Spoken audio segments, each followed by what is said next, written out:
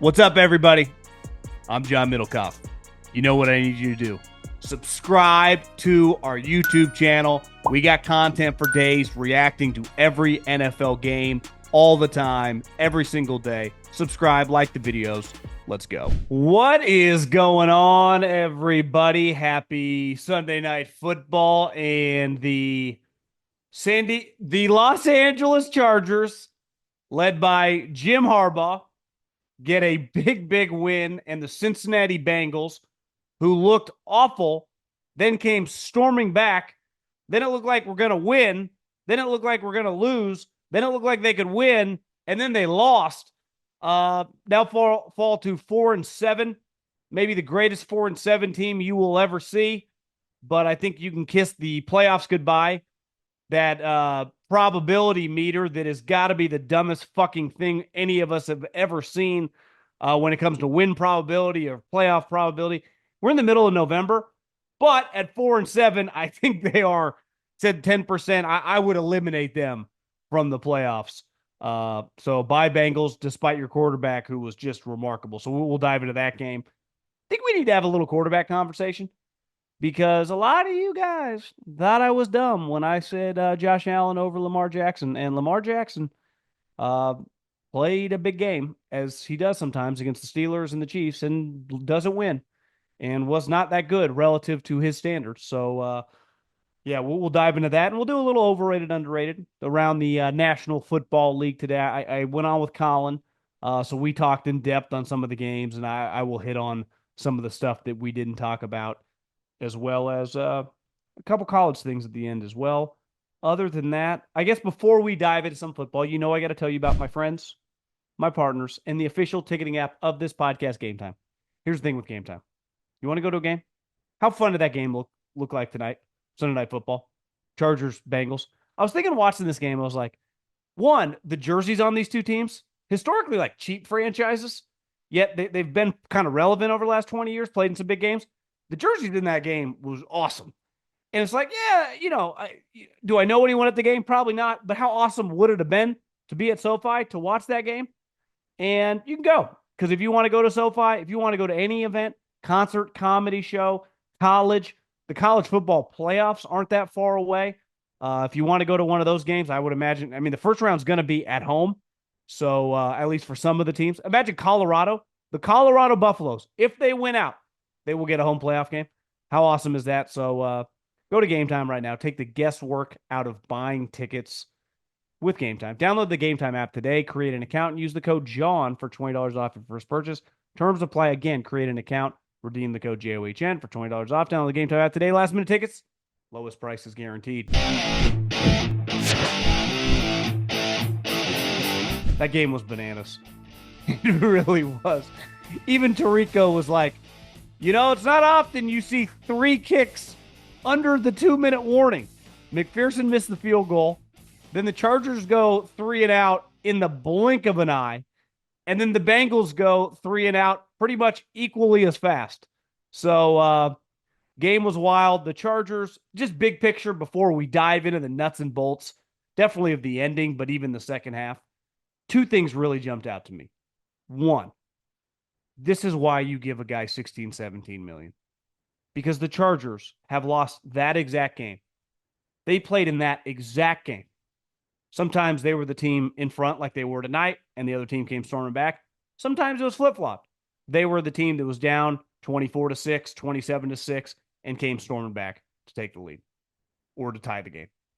But they have lost that game. The overwhelming majority of my adult life, and I turned 40 last month, they always lose that game. I have seen the Chargers over the course of the last 20 years play in so many 4 o'clock window games, for those of you on the East Coast, for those of us on the West Coast, the 1 o'clock kickoff. And the last quarter of football looks something like that. And under Brandon Staley, Anthony Lynn, Mike McCoy, they have lost that game. And listen, it's football. Sometimes things are going to go bad. Sometimes you're going to have a stretch where your star quarterback fumbles and gives them, good field position and an easy drive for a touchdown. where your punter fucks up and gives them a short field. And all of a sudden you have a big lead and you're like, what the hell happens? And bad coaches lose that game. And Jim Harbaugh wins that game. Because I promise you this, if Brandon Staley was their coach, if Anthony Lynn was their coach, if Mike McCoy was their coach, there is no way I am sitting here right now talking about a Chargers victory, talking about a team who is going to the playoffs. One of my great regrets is verbalizing, and I'm a podcast host, so I kind of have to, of like, I love the Chargers to make the playoffs. And all of you guys who listen, and even some people in like the media, I got Doug Gottlieb, who's a Charger fan, who's talking to me before the season. No way, not enough weapons. They've got rid of too much. They're going to make strides. They're not a playoff team. They're not going to the playoffs. They're at worst going to be the 6th seed. And honestly, there's a pretty good chance with the Ravens losing, they're the 5 seed. All because of one man. Justin Herbert has been a really good player for a while. Khalil Mack is injured, but when he plays, he's awesome. Same thing with Derwin James. We knew Slater, the left tackle, was good. Joe Alt would be good anywhere. This team, I could give him a lot of random coaches, probably win 7-8 games. I give him Jim Harbaugh, boom, 11-12 wins. And I'll promise you this, on the road in that first round, depending on the matchup, if they're the 5 seed and they're playing Houston Texans, they're winning that game. This guy's incredible. When have we ever seen? We have seen a lot of guys going back to when I was young. Jimmy Johnson, Oklahoma State, Miami, dominate, Cowboys, then dominate. And then he's just an NFL guy. We have seen a lot of coaches go college to the NFL, and then you stay. We rarely see guys. We've seen guys go college to the NFL, fail, and then go back to college and dominate again. When do we see a guy, college, dominate, go to the NFL, dominate, go back to college, dominate, natty, then go back to the NFL, take a franchise that's a laughingstock, boom, immediately dominate. 11-6, 12-5, year one. This team won 5 fucking games last year. I think sometimes we forget it because a lot of times the Chargers, they have been close. Remember a couple years ago playing Derek Carr on the Sunday Night Football, the last game of the season, and they lost. They've had a lot of seasons like that where they're a fringe, like 8, 9, 10 win team, right on the cusp, maybe get a wild card. Last year, they won 5 games. Part of that, Brandon Staley, one of the worst head coaches you'll ever see. Somehow the 49ers hired them and their season is torpedoed. That's a whole nother conversation. Jim Harbaugh, man, works wonders wherever he goes.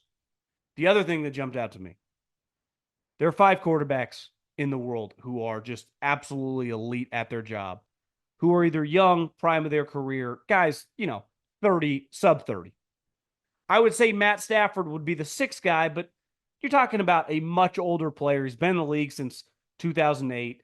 He's 36, 37 years old. But when he's on, he can play as well as that group of 5. We saw 2 of those 5 players tonight on that field.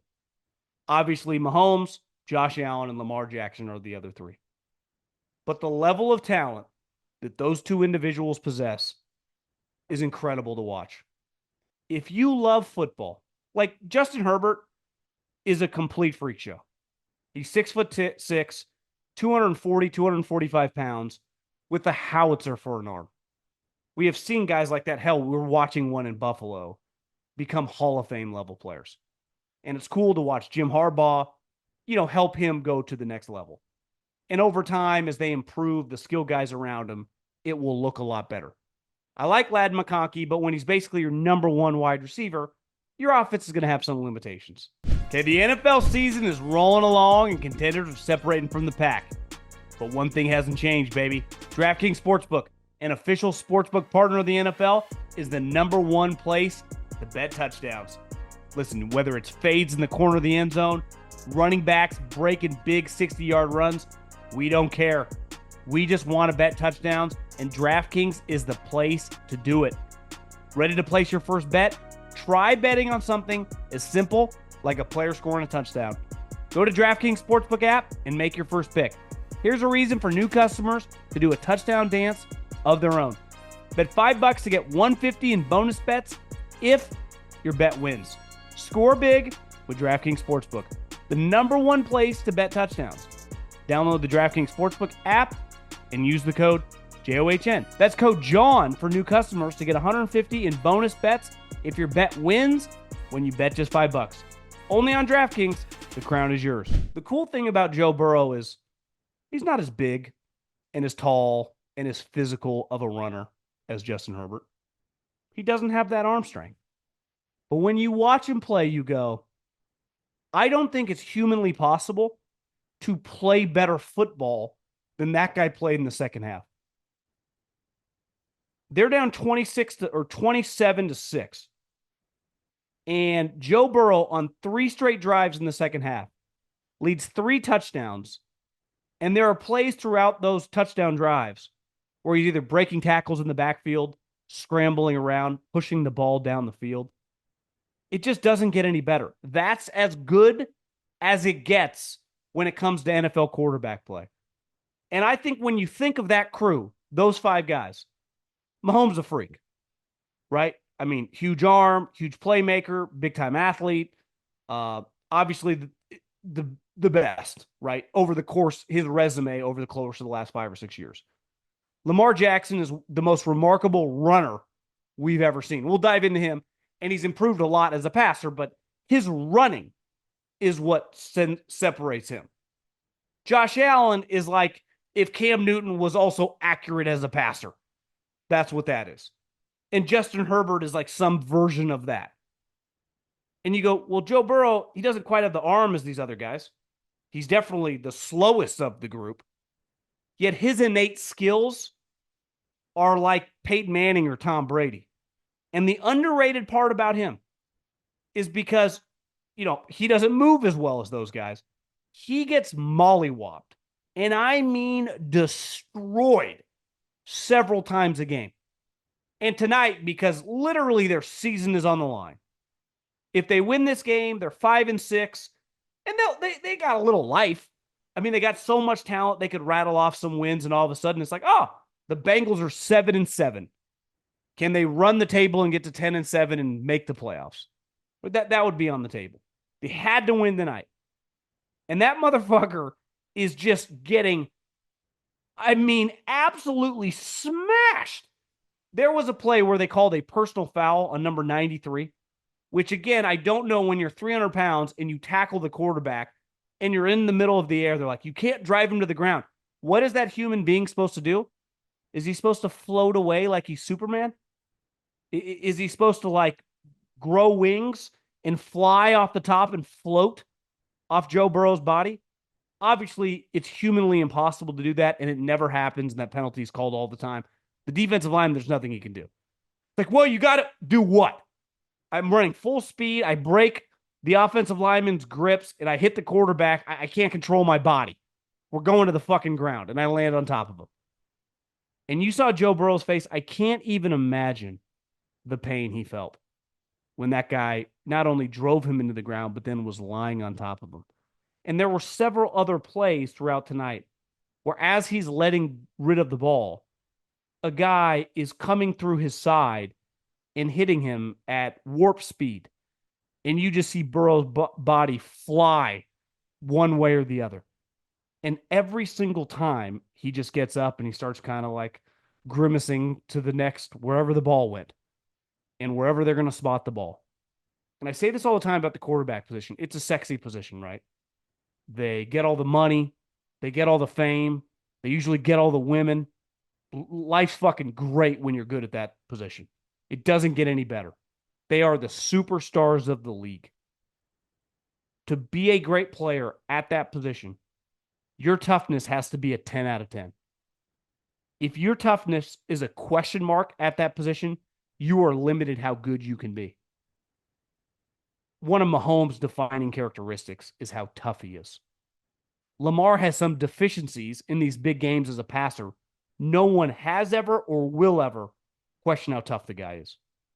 Josh Allen's toughness sometimes is like a detriment. It's like, Josh, you can't take on these 7 defenders and lower your shoulder. You saw tonight, hey, Justin, we need you to slide. We all know you're one of the toughest guys on the field. And Joe Burrow is like, I would say his toughness has been one of the defining parts of his career because of how often he's hit. And to watch him make play after play tonight as just a fan of football was truly a joy to watch. I mean, it really was. Now, from the game standpoint, I mean, those three drives, those three touchdowns, the difference in the two offenses is Herbert and Harbaugh don't have a Jamar Chase and a T. Higgins. I mean, we've been talking about Jamar Chase the last couple of weeks because we've been comparing him to Justin Jefferson and how big the gap is. He's a great player. And T. Higgins, when he's healthy, is damn good too. I mean, that is as good of a 1-2 combination when they're both healthy and rolling and the quarterback's playing well as you will find in the NFL. I like Lad McConkey a lot, but if that's the guy you have to rely on, like your offense is going to have some limitations. I thought the Chargers, which is weird because a knock on Greg Roman is he always runs the ball. Like that's been a knock throughout his career. He doesn't run a great passing game. Tonight, it felt like they barely ran it in the second half. I mean, under 2 minutes when McPherson missed the kick, which he's obviously missed multiple long kicks tonight. I mean, I don't want to say he cost them the game, but that was a pretty devastating miss with under 2 minutes. And it wasn't really close. You know, Tucker has been one of the best kickers in the league for a long, long time. I don't want to say he shot, but you got a massive red flag on his career. And McPherson, when the Bengals were making their run, was beyond nails. I mean, you rolled him out, he was making the kick. And the moment your kicker becomes a liability, it's like in baseball if your bullpen sucks. It's like, what are you going to do? You just kind of keep your fingers crossed when you pull the guy in out of the pen. It's like in basketball when one of your players can't shoot free throws. Well, the game's going to be close. If our team's good, especially in playoff games, what do? You're kind of screwed. And in football, this is not college football, where when it was 27-6 and one team's beating the living piss out of the other, that game tends on Saturdays to turn into 48-15. Where in the NFL, at any given moment, a team could be up 14 points, 21 points. 1 quarter later is tied. 1 quarter later, they're down 4. That's how fast it happens. The difference of talent in these two in this league is much, much smaller than on Saturday. Obviously, a team like the Bengals that's 4-7 have a ton of high-end players. And once McPherson missed the kick, Harbaugh had almost 2 minutes to go. And they went 3 passes. They wasted like 11 or 12 seconds. I mean, you have 2 elite tackles. Run the football. Hell, run your quarterback. Because McPherson missed a 51-yard field goal to get yourself into field goal range, you didn't have to go that far. Now, then the Bengals, get the ball back. They go 3 and out. Chargers get the ball back, hit a couple plays to McConkey. And I think, was it J.K. Dobbins who scored the touchdown? Probably should go down at the 1. Obviously, it would end the game. Listen, you score. They still have 18 seconds. They have to score and go the length of the field. They start at the 30-yard line. Burrow hits just that was a play where he hits. I think it was T. Higgins, might have been someone else, where he gets absolutely crunched. The receiver makes a great play behind his body, but they just didn't have enough time left. Just a bizarro ending. Honestly, a crazy second half because the Bengals came storming back. And you start kind of selling yourself. You're like, this Bengal team's got a lot of talent. They're going to go into every game where, I mean, hell, Burrow played, if Lamar ends up winning the MVP, now Josh Allen's technically the favorite, like Joe Burrow outplayed him in the games they played, and they lost them both. Like, I don't remember a team. Like, sometimes you have the season from hell. The 49ers are currently having that. Like, they deserve to lose a lot of these games. They're getting, like, thoroughly outplayed down the stretch. I watched the Bengals, like they are making more plays than the other team. Their quarterback is playing at like an all-pro level, making these passes. Jamar Chase is playing like a guy that's going to get like $150 million. And they lose. And I promise you this. I don't know if their coach is going to get the short end of the stick when this year ends. I wouldn't feel great about making that proclamation just because the owner's been cheap. But if this job does open up, with that guy at quarterback, I think there are going to be a lot of interested parties, right? It's why every single clip they show about Jim Harbaugh talking about Justin Herbert. Now, Harbaugh is notorious for being over the top. And I'd even say when he has great players, still being hyperbolic about them as individual talents. But I don't think he's lying when he sings the praises of Herbert. And honestly, I felt like there were moments tonight where him and Greg Roman tried to justify their belief in his greatness. Like, we're going to have our guy match that guy, because that guy makes as much money as anyone in the league.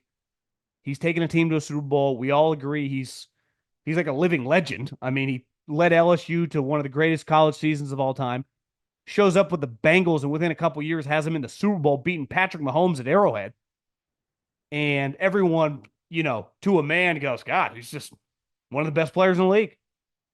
And it felt like Harbaugh, we want to prove our guy's just as good. The problem is you're throwing to Quentin Johnson, again, resurrecting his career, but it's got a ways to go. Palmer, I mean, okay, be a rotational player on 90% of the teams in the NFL, and a rookie slot receiver. And it's difficult. And his margin for error, I mean, the one McConkey, I guess, technically dropped, might have been the throw was a little off on Herbert. Like, one thing with slot receivers, they don't have much of a catching radius. Like, when I throw it up to normal outside wide receivers that are bigger players, their catching radius is a lot bigger. They're just longer players. Even Jamar Chase, like, I can put it up in the air and he can make plays. Hell, the Chargers forever with Mike Williams and Keenan Allen. You get a big catching radius. I mean, remember Tom Brady missed Wes Welker once upon a time in a Super Bowl, because your margin for error with a slot receiver just isn't that big. They're just smaller guys. Their arms are shorter. Just basic math. But what a crazy game. I mean, really. And Jim Harbaugh, man, has the Chargers, just has them as a good team. And they're a team that I'm going to pick to win a playoff game. I think that's, I almost said the San Diego Chargers. The Los Angeles Chargers, led by Jim Harbaugh and Justin Herbert. If they win a playoff game this year, just get ready. This is going to be the worst roster they've had, or they will have coming up. This will be the worst roster they have. Turner, I think he's 22 on the Bengals, who got hurt, making a great play down the sideline. He came from Michigan 2 years ago. They drafted him in the second round. His play tonight was awesome. The Washington Commanders, their best corner is a second-round corner. Those two guys played in a defensive backfield where neither was even the best corner on the team. That's Will Johnson, who's still at Michigan. I don't think people realize how good Jim Harbaugh is this thing, called coaching and building a football team. He's really good. This is the worst the Chargers are going to be. It is. Like, listen, the Bengals obviously a little better in their record, talent-wise. But the best they were was like 3 years ago. Like, that defense, top to bottom, with all these guys on offense and, in theory, a little bit better offensive line. And Joe Mixon. Now, Brown's actually not bad. I actually think he's a good player. Really good in the passing game, runs hard. But they were much more talented as a team, top to bottom, a couple years ago. Like, this is the worst version of the Chargers. So get ready, because it's not going to slow down. Can I tell you about my new friends, No Days Wasted? The holiday season, means going to parties, hanging out with the boys, having a few cocktails, watching the game, picking it with some old friends. So be ready to celebrate and bounce back the next day with DHM Detox, the ultimate vitamin for when drinking. It's a science-backed, functional herbal supplement loaded with antioxidants and liver-supporting ingredients. You just take these 2 capsules right after a few drinks. And DHM Detox gets to work so you can wake up feeling fresh for kickoff. No Days Wasted is running the biggest sale of the year for Black Friday. Get 30% off all orders this week. Stock up now for the holiday season and your next game day celebration. The Detox supports your body's natural response to drinking by helping break down the toxins so you don't feel sluggish the next day. How awesome is that? Don't love it? No Days Wasted offers a full refund on your first order of a 15-pack, no questions asked. Don't waste time feeling sluggish after a night out. It's a completely risk-free purchase. Feel great or your money back on your first order. Head over to nodayswasted.com/3andout and use code 3andout. That's number 3, ANDOUT, to get 30% off your order. That's nodayswasted/3andout for 30% off and free shipping. I saw Nick Wright put out a tweet. Colin mentioned this number when we went after the afternoon games, and someone had linked me in the tweet, so I saw what he was referencing. That Lamar now in his career against the best team in the league, the Chiefs, and the Steelers, his divisional rival, is 4-12. Against the rest of the league, he's 54-12. So he's 4-12 against his bitter rival, the Steelers, and the Kansas City Chiefs, a team that is the bar in the National Football League. And this is not to bash Lamar. I think the version we've seen these last couple years is as good as it gets for a running quarterback. It really is. He is a remarkable player. And while he hasn't done anything in the playoffs, honestly, for the most part, he's been shitty in the playoffs. I don't view him as I do some of like the basketball versions of that player, like James Harden or Russell Westbrook. I would, if all sports were equal, I would take Lamar in a New York minute over those two guys. Like, I do believe Lamar is capable of winning a Super Bowl as the lead dog. Those guys clearly have displayed they're not. I mean, Russell Westbrook is, in a weird way, one of the most overrated players in the history of basketball. And James Harden's just a very flawed player because his shit doesn't work in the playoffs. The thing with Lamar, I saw this stat as well on the internet. This year, when Lamar has more pass attempts than the team does rush attempts, they are now 2-4. Meaning all their losses have come when their running game doesn't work as well. Clearly, he's a big part of that. And they are forced to put it on his shoulders. And I said before the season, Josh Allen's a better player than Lamar.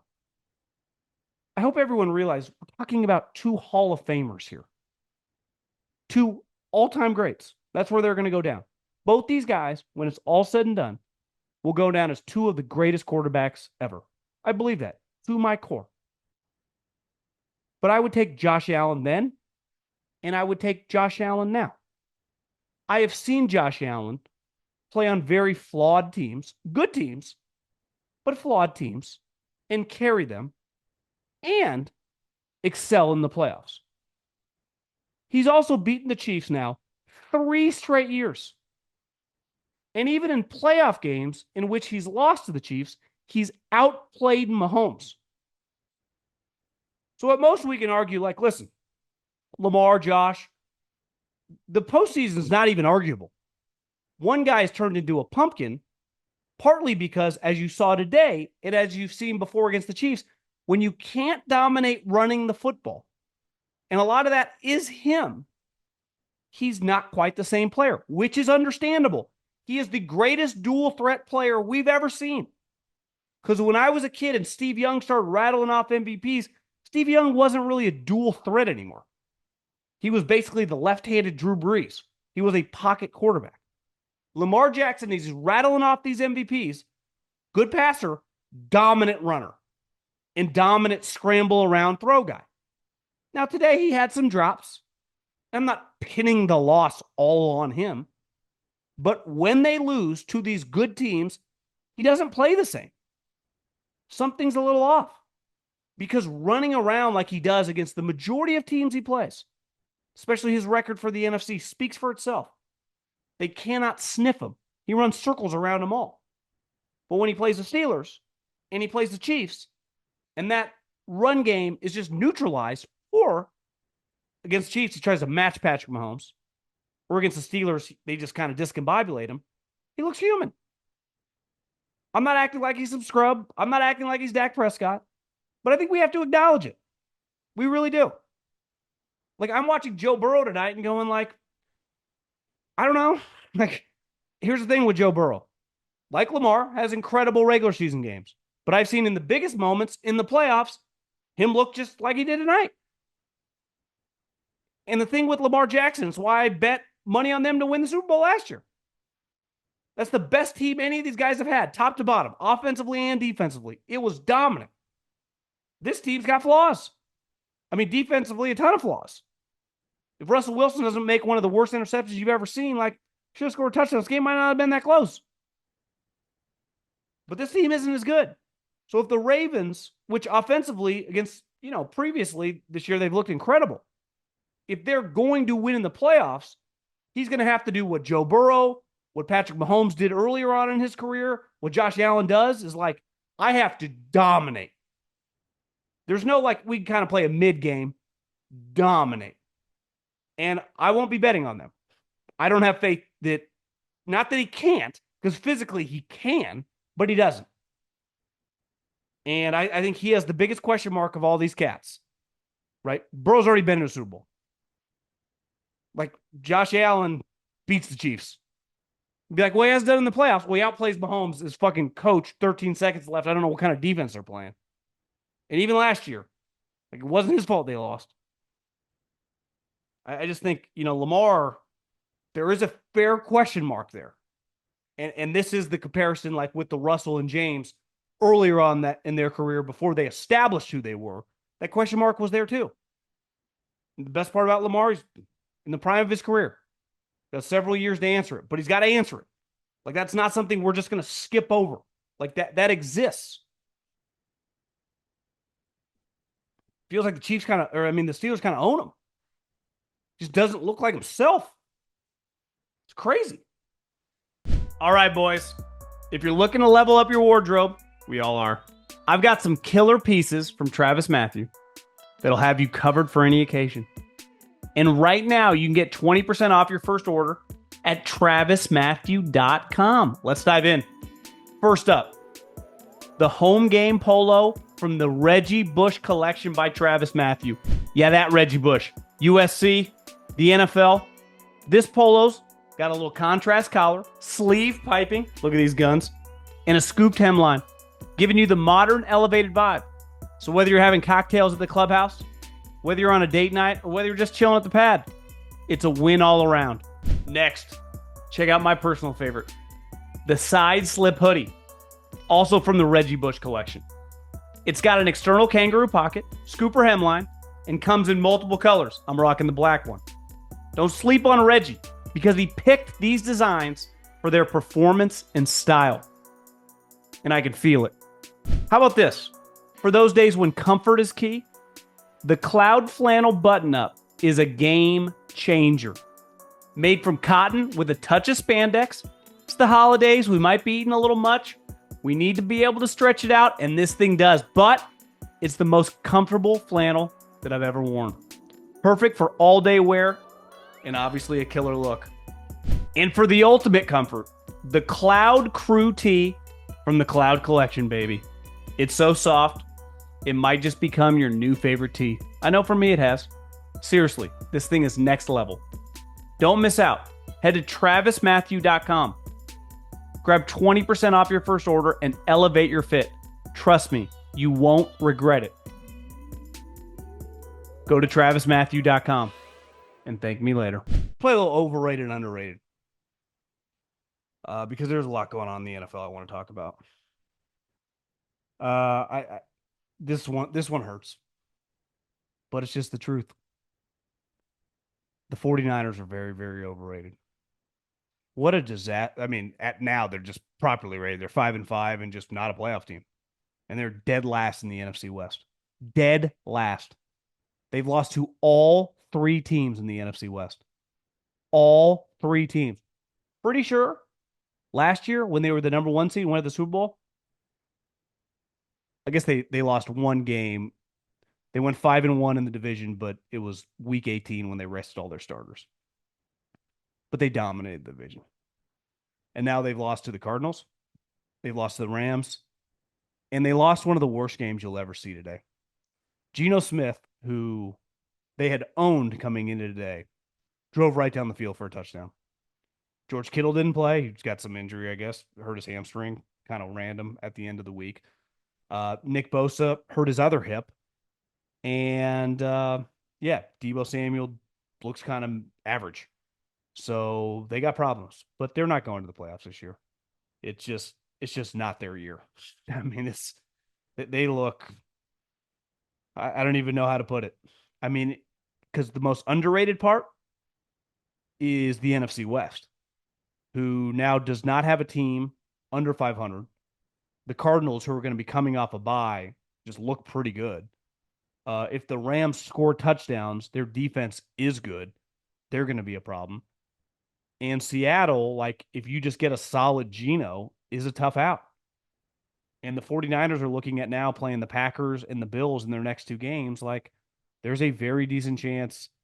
I would say best case scenario, they're 6-6. Very decent chance that they are 5-7. And I Brock Purdy's had a good year. He's a good player. I like him a lot. But like, can everyone just take a deep breath? Like, do you have to just give him $200 million? Couldn't you just play out next season as well and keep trying to load up the team for another year and just see, like, okay, if he's incredible, we'll give you $225 million. I don't mind paying an extra 10, 12% if I know for sure. Like, obviously they feel really good about him, but I'm just not, I'm never in a huge rush to pay people. And I think one thing the 49ers have to really regret is not trading Brandon Ayuk before the playoffs. I think if they could do it all, or excuse me, before the draft, I think if they could do it all over again, Brandon Ayuk would be on another team. Because Jawan Jennings has really established himself. They ended up drafting Ricky Pearsall now that, Christian McCaffrey's back, and, Kittle, up until he hurt his hamstring sometime this week, I guess, was having one of the better seasons of his career. But I just, you can't allocate that much money and that many resources to the wide receiver position when the guy producing the most is your lowest paid wide receiver. Like, Jawan Jennings signed a contract extension this offseason. The other thing about the NFC West, and this is why it's an underrated division, is the coaching's really good. Like, Mike McDonald was one of the best defensive coordinators we've seen over the last like decade. What he did in Baltimore was incredible. Like, that guy's a badass coach. Sean McVay is obviously a stud. Kyle Shanahan, who is getting just absolutely lit on fire on the internet in 49er land, is obviously pretty good. He's gone to 4 of the last 5 conference championship games and gone to 2 Super Bowls where he had the lead in the second half against the Chiefs. And I think Jonathan Gannon is just, I think he's a good coach. And I think he did a good job hiring a staff. He has 2 coordinators, a couple millennials who are kicking ass and taking names. His bald offensive coordinator, Pezic, is good. Rallis, his defensive coordinator, is, I think, the youngest coordinator in the NFL. They're like 32 or 31 or 33, somewhere in that range. I think he's 32. Obviously is doing one of the better jobs in the league. Besides Budda Baker, like, how many impact defensive players do the Arizona Cardinals have? And I don't know if the 49ers, it's fatigue, if it's running out of gas, if it's just sometimes it's not your year. And listen, some teams would sell their left testicle to have a year from hell and be 5-5. What would Brian Daboll or the Titans or just go around the league do to be 5-5? So these are good problems to have, but when you set the bar really high and you have a season like this, it sucks.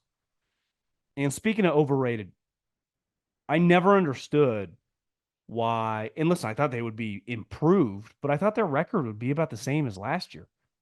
Rookie quarterbacks, when you don't have a good coach, you're not just going to win 10 games, especially in a really, really good division. So the Bears, who are now 4-6, have a lot of issues, and their quarterback finally played a good game. But, like, people were picking them to make the playoffs. Matt Eberflus was not making the playoffs in a division with Dan Campbell, LaFleur, and Kevin O'Connell. He's not the worst coach in that division. He's the worst coach in that division by the width of the Grand Canyon from California to Texas. Like, that gap is so wide, you could fit a lot in between. And even if they've upgraded now with Thomas Brown by firing the offensive coordinator, Like, you just don't overcome that poor of a head coach. You really do not. And listen, like a lot of teams, we should have won that game, but you didn't. And for some reason, with Matt Eberflus, you never win that game, even when should have won the game. And the most underrated part about the NFC North is how good their top three records are right now. They are currently the Lions, the Packers, and the Lions, the Packers. Sorry, it's late. And the Lions, the Packers, and the Minnesota Vikings. The Lions are 9-1. The Vikings are 8-2, and the Packers are 7-3.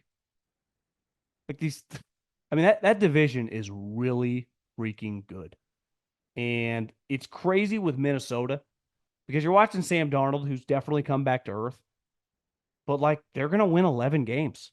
Like this team, those teams are playoff locks. I mean, the Lions, what they're doing right now, they have scored 52 points in an NFL game twice in a month. I know it's been against two really, really bad teams, the Titans and the Jags. But how often do you see good teams play really, really bottom feeders, bad teams, just shitty operations, and win like 30-10 or 38-17? Like, this is not college football. And to have back-to-back blowouts, I mean, I know last week I'm not saying like back-to-back games, but I'm just saying have two blowouts of 52 points. That's insane. It really is. The Lions feel a little bit like the Ravens last year, where when they would just get someone, they would suffocate them. And you'd be like, it crossed my mind today at halftime because I had that game. The main box on my big TV was the red zone on one box, the Steeler Ravens on another box, Bears Packers on another box, and then Lions Jags. When they scored their 28th point, I think to make it 28-6 before I think there were still like 3 or 4 minutes to go in the first half. I contemplated like, would you pull your starters right now? Now he ended up not pulling his starters till like, I don't know, midway or early on in the fourth. He could have justified doing it pretty early in the third quarter. Now it's football, it's hard. It's not like you can pull, this isn't basketball. I can't pull my whole 5 guys off and put a brand new 5 guys. You don't even have 5 offensive linemen in pads. It's hard with wide receivers. Even defensive linemen need to rotate. You just can't put your backup guys. Like, even though those guys aren't starters, you still play them a lot. It's not it's easier said than done. But that had to cross his mind early on. Like, can we just get out of here? And they ended up, I think Anzalone broke his arm, so he's out for 6 to 8 weeks. Again, that's a freak play. There's nothing you can do about it. But I think sometimes you get uncomfortable in those games because you're like, I just do not want to get Jahmyr Gibbs or St. Brown or Penei Sewell or Brian Branch injured when we're up 45-6 in the third quarter. Picture this. You're in the garage, your favorite room in the house. You're tuning up your engine with parts you found on eBay. Every piece is just locking perfectly into place. You step back to admire your work, hands covered in grease. And because you're committed to driving that thing further than the odometer can even handle, you start thinking to yourself, you know what? I could probably also use some new brakes, some shocks, and struts. This baby deserves a new air filter. So where do you go next? Back to eBay. You can find anything there. It's unreal. Wipers, headlights, even cold air intakes. It's all there. And you've got an eBay guaranteed fit. You order a part, and if it doesn't fit, send it back. Simple as that. Look, DIY fixes can be major. Doesn't matter if it's just maintenance or a major mod. You got it, especially when things are guaranteed to fit. So when you dive into your next car project, start with eBay. All the parts you need at prices you'll love. Guaranteed to fit every time. eBay, things people love. Overrated.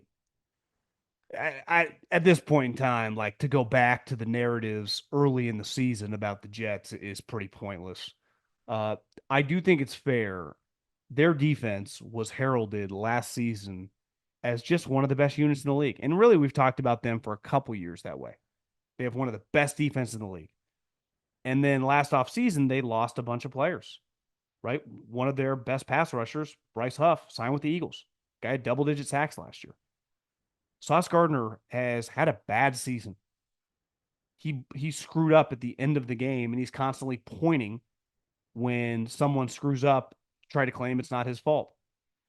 And they gave up multiple drives to Anthony Richardson, who just had a couple weeks ago one of the most embarrassing moments, I would say, in like the history of the league when it comes to just a quarterback doing something on the field. Guy tapped out of a game. Every single, like we have seen, there's not an interception we haven't seen. Hell, we've seen people run out of the back of the end zone. We have never, ever seen a starting quarterback in the middle of the game on a third down tap his helmet and leave the game. And it was universally responded to that way by former players. There wasn't one, like, you cannot find a situation, I would say in society, let alone sports, where 100% of the people are on the same side of the ledger. And that's how it was with that. And then 2 weeks later, this guy comes back and leads multiple fourth quarter drives. And both drives, one drive was under 2 minutes, the other drive was under 3 minutes. And they had a game-winning drive. The one I think that was under 2 minutes was to win the game.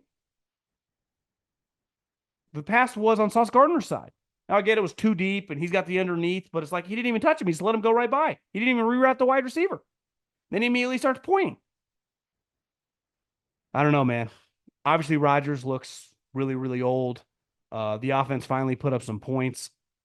Anthony Richardson even had a fumble on like a delayed blitz that gave them a touchdown. I mean, they were up 24-16 in this game in the second half. 24-16. This is one of my favorite bets of the NFL season. Colts +4. When it was 24-16, I didn't feel great because I didn't totally trust Anthony Richardson. But the reason I love that bet, the reason, honestly, it was like one of my bigger bets of the year. Because I don't believe in the Jets. And they proved me right again. What a disastrous, and I mean epic train wreck of a season from the New York Jets. I think the Steelers' run game's a little underrated. I don't know what their final stats were today, but I've always been somewhat critical. Critical would be the wrong way to put it. Just hesitant on Najee Harris. And I followed his career since high school. But I just watched him in the pros. Never really liked his game that much. I don't know if it's health. I don't know if it's confidence. His numbers don't totally reflect it today. He had 18 carries for 63 yards. But I think this is by far the best season of his career with just his just overall confidence running, his just ability to make a guy miss, run through a guy, physicality in his runs. Obviously, the Ravens are one of the best run defenses in the league. But one reason I believe a little bit in the Steelers, they can win a playoff game. Hell, they could win a couple because they are very, very comfortable playing in these low-scoring games is because of Najee Harris and Jaylen Warren. I think the quarterback play, underrated in the New England Patriot, Los Angeles Rams game. Drake May, if I was a Patriot fan, I would be very, very excited. The best case scenario when you have a project rookie is for him to show a bunch of stuff of like positive, film and games and lose. It couldn't be going any better right now if you're a Patriot fan. Because obviously, what the hell's the difference of going 7-10 or 3-14? And the Patriots are not going to win many more games, yet their quarterback gets better every week. Matt Stafford today had a stretch where he had 4 touchdowns in a 9 completion stretch. It's why I said there are 5 quarterbacks in the prime of their career who are just, got a chance to go down as like all-time greats. Stafford is the only other quarterback in this league, especially of an older one, who can play at their level. And he's just dramatically older than all of them. But, the Rams are just, every time you want to just write the Rams off, now it's the Patriots, but if their offense can score, they should be tough because their defense is really good. What else do I want to hit on? A couple other things before I get out of here. Just one thing that is just extremely overrated. And I just believe this in general. I know Notre Dame fans are celebrating on the grave of Brian Kelly's career. You guys play nobody. Notre Dame, because they don't have a conference, their schedule is a joke.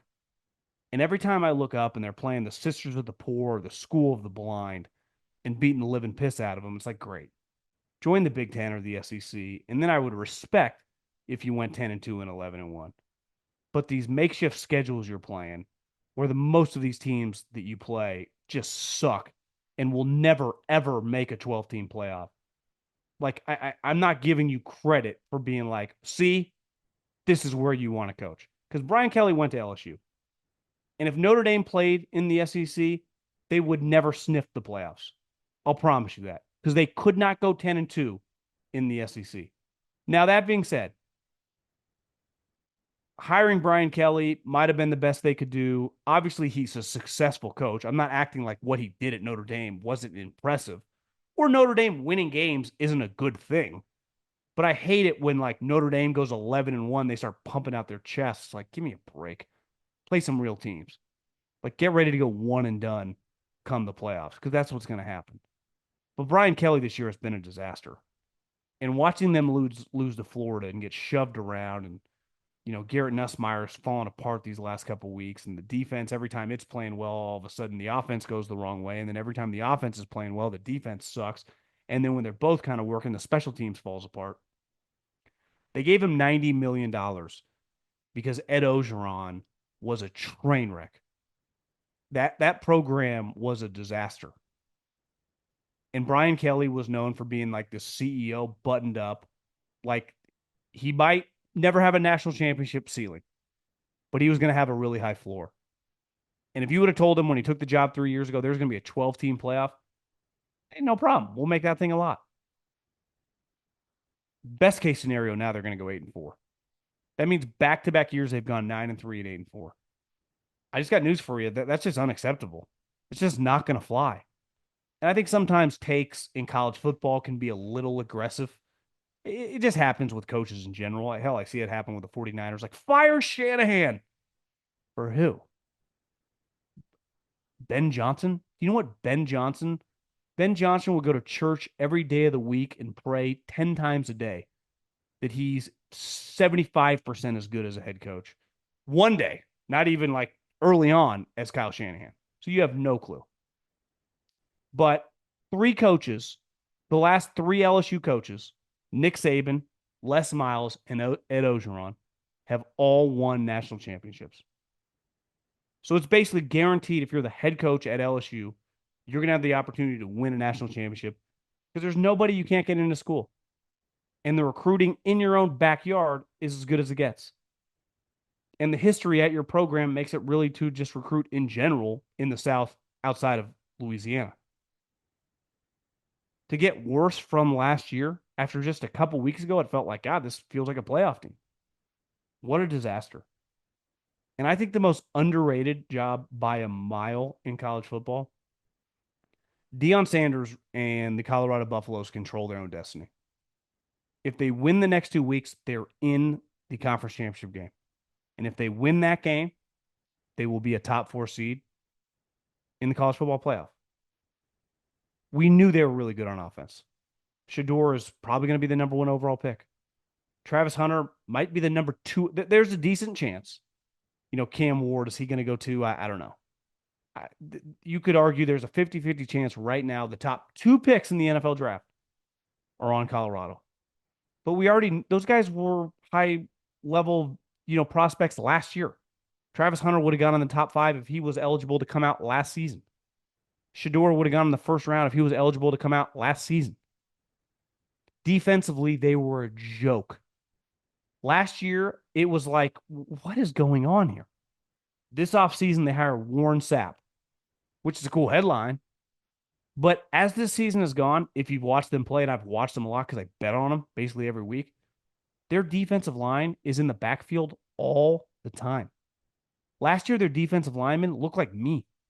It's like, how are you playing Division I football with these guys on the line of scrimmage?